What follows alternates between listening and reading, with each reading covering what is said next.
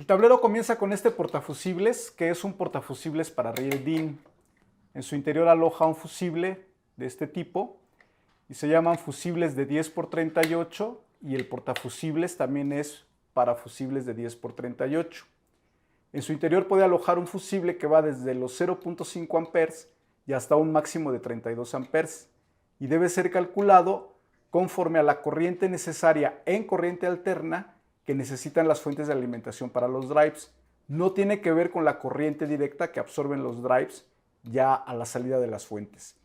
Luego tenemos la pastilla térmica o termomagnético, que es una protección térmica y que va calculada también en función de la corriente que deben de consumir o demandar las fuentes de alimentación a la entrada, es decir, en corriente alterna.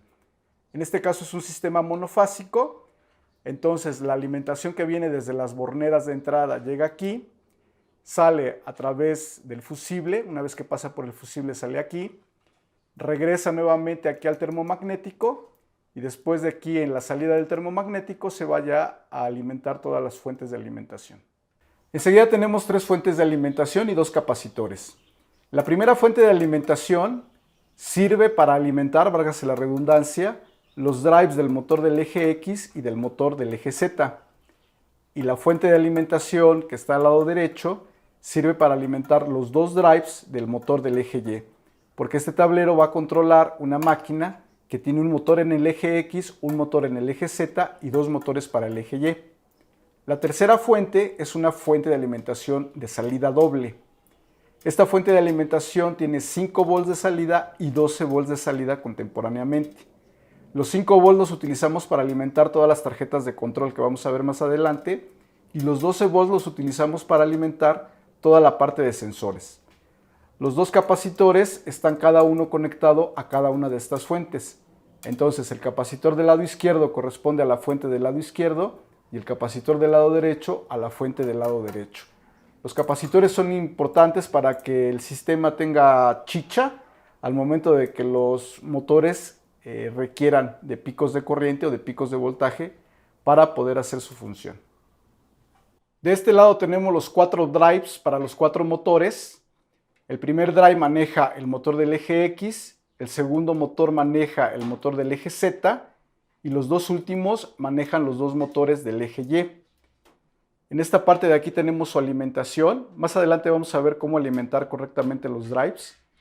Luego tenemos la parte que es las conexiones del motor propiamente dicho, que van al motor, las 4 terminales de las bobinas del motor. Y luego toda la parte de señales de paso, dirección y habilitación. Eso lo podemos ver directamente en el esquema electrónico o eléctrico para ver cómo deben estar conectados. Más adelante vamos a ver qué pasa aquí con la malla y cómo se deben de alimentar correctamente estos drives.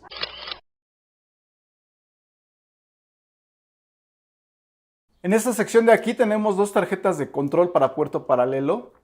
Esta del lado derecho es una tarjeta de control puerto paralelo genérica y esta otra es una tarjeta de puerto paralelo, pero que se diseñó aquí en el Rainmaker, porque estas tarjetas genéricas carecen de una serie de funciones de las cuales dotamos a esta otra tarjeta. Por eso tiene muchas más conexiones. Tiene un conector de 15 pines para salidas, un conector de 15 pines para entradas y obviamente el conector DB25, del cual se utilizan solo 18 señales para hacer toda la parte de gestión de entradas y salidas de la tarjeta de control. Más adelante vamos a ver a detalles cada una de estas y para qué las utilizamos en este tablero en particular. Este tablero cuenta con dos grupos de terminales de conexión. Si bien nosotros utilizamos este tipo de bornera o de terminal de conexión, se pueden utilizar borneras para riel DIN, pero son mucho más costosas. Entonces, para no hacer gastar tanto al cliente, utilizamos este tipo de borneras que funcionan perfectamente. Estas primeras 3 señales, estas 3 primeras borneras, son para el control THC, porque este tablero puede manejar tanto un CNC router o fresadora, como un CNC plasma, como un CNC torno o un CNC láser. Entonces aquí tenemos las 3 terminales para el THC, control automático de la altura de la antorcha cuando se usa como CNC plasma.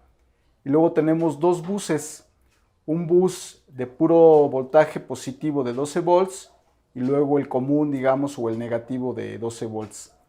Hacia el final de la línea de borneras tenemos el negativo de PC en caso de que se quisiera utilizar y dos entradas para la habilitación y deshabilitación de alarmas. Por acá abajo tenemos las entradas de alimentación, que son fase, neutro y tierra física. Y luego tenemos los grupos de conexión de los motores. El primer grupo corresponde al eje X. Entonces tenemos bobina A, A', B, B' y tierra o malla para el cable. Y luego sigue otra vez A, A', B, B' y tierra. Y así sucesivamente. Primero el motor X, luego el motor Z, luego el motor 1 del eje Y y luego el motor 2 del eje Y. Todas las demás terminales que ven aquí son las terminales de control que sirven para los sensores de home o cero de cada uno de los ejes, los sensores o microswitch para los finales de carrera tanto en desplazamiento positivo y negativo de cada uno de los ejes, el botón de paro de emergencia y la sonda de posición de cero que se utiliza para el cabezal flotante en el caso de CNC Plasma o el cero herramienta en el caso de CNC router o fresadora, o también para el indexador en el caso que se utilice como CNC torno. Como habíamos dicho, estas dos fuentes de alimentación alimentan dos drives. Entonces, lo que hago para poder alimentar correctamente y evitar ruidos eléctricos en las fuentes o en el sistema es utilizar el mismo tipo de cable que se utiliza para alimentar los motores, que son 4 cables más una malla. La terminal que tiene el pin blanco, digamos, esa es la malla. Los otros 4 corresponderían a las bobinas del motor. Pero para alimentar los drives los utilizamos de la siguiente manera. El cable rojo y el azul los utilizamos para el positivo. El cable anaranjado y el negro los utilizamos para el negativo.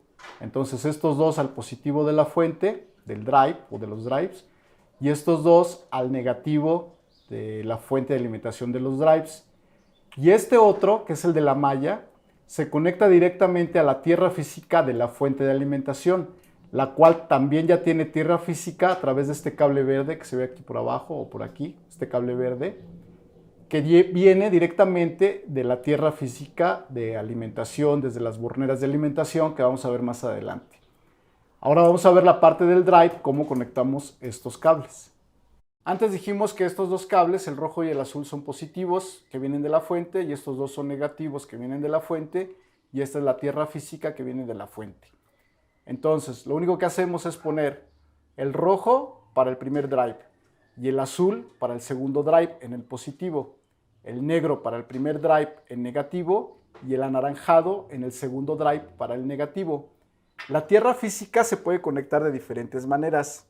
No obstante, yo he encontrado que la forma mejor o más eficiente de hacerlo es tomar la malla que viene del cable de alimentación y a través de un borne de conexión conectamos las dos mallas hacia los cables que ya van hacia la bornera que van a alimentar a su vez a los motores. Entonces, en resumidas cuentas, quedan el rojo y el negro para alimentar el primer drive, el azul y el naranja para alimentar el segundo drive y las mallas de los cables quedan todas unidas aquí mismo a través de este borne. Aquí en las terminales o borneras de salida tenemos lo siguiente. Primero tenemos la alimentación, que es la fase, luego una alimentación que es el neutro y luego la tierra física. La fase ya la vimos antes, llega en la parte superior del portafusibles, el neutro llega directamente a las fuentes de alimentación y la tierra física también llega directamente a las fuentes de alimentación. Luego enseguida tenemos un grupo de 4 cables que corresponden a las bobinas del primer motor, en este caso del motor del eje X. Entonces tenemos simplemente bobina A con el cable rojo que va conectada con el cable rojo del motor o de la bobina A. Luego A', B y B'. Y en esta última bornera de aquí tenemos la tierra física. En este caso estoy conectando con un cable que no tiene malla y por tanto no le conecto a la tierra física. Pero si tuviera un cable con tierra física, entonces la malla la conectaría directamente aquí. Y esta a su vez obviamente viene de la malla o tierra física que conectamos precedentemente en el drive a través de la bornera. y luego repite otra vez la misma secuencia rojo, blanco, verde, negro y maya para los demás motores. En las terminales o bloques de señales de entrada tenemos lo siguiente. Tenemos primero este cable que está identificado como L0X, que significa límite de carrera o home del eje X, luego el límite de carrera o home del eje Y y el límite de carrera o home o para 0 del eje Z. Luego tenemos una salida de 5 volts que puede servir para referencia de diferentes señales. Luego tenemos el límite de carrera para el desplazamiento en negativo del eje X, el límite de carrera para desplazamiento en positivo del eje X. Luego tenemos el eje Y en desplazamiento negativo, el eje Y en desplazamiento positivo, el eje Z en desplazamiento negativo y el eje Z en desplazamiento positivo. Aquí podemos conectar un botón de paro de emergencia y aquí en la línea Digi podemos conectar lo que les comentaba antes, ya sea el sensor de cero del cabezal flotante, el sensor de cero de herramienta en el caso de un router o el indexador en el caso de un torno CNC. Y aquí simplemente pues tenemos una referencia de 5 volts. En esta sección de las borneras tenemos 3 señales de entrada que están previstas para el THC, sin embargo, como son entradas directas, se pueden programar para otras funciones. En este caso están programadas para manejar el control automático de altura de la antorcha en el corte plasma y sirven para recibir la señal desde el THC que le indica que la antorcha o el arco plasma está encendido o que debe de subir la antorcha, en este caso con esta señal de T-up, o que debe de bajar la antorcha con esta señal del T-down. Recordemos que subir o bajar la antorcha significa subir o bajar el eje Z, y eso lo hace Match 3 automáticamente cuando recibe las señales correspondientes en cada uno de los bornes. De este lado tenemos un bus de voltaje positivo de 12 volts y un bus de voltaje negativo de 12 volts, que vamos a ver enseguida para qué nos sirven y son para alimentar los sensores. De este lado tenemos un negativo del que viene directamente desde la PC y sirve más que nada para cuestiones de mantenimiento, para ver si tenemos o no voltaje de referencia conectado al tablero, pero en términos generales no se utiliza. Estas dos señales, emergencia A y emergencia B, tenemos que hacer un puente entre las dos terminales para que las emergencias queden habilitadas. Cuando nosotros no tenemos el puente entre estas dos terminales, ninguna de las emergencias como los límites de carrera van a funcionar. También se puede conectar un botón pulsador o un selector que habilite o deshabilite las alarmas. Esto es porque a veces cuando la máquina llega a una zona de emergencia, por ejemplo, se desplazó de más en el eje X, la máquina no se puede mover a través de Match 3 porque está en alarma. Entonces, al quitar la señal entre estas dos terminales, Match 3 pierde la alarma y ya se puede mover a través de Match 3 la máquina.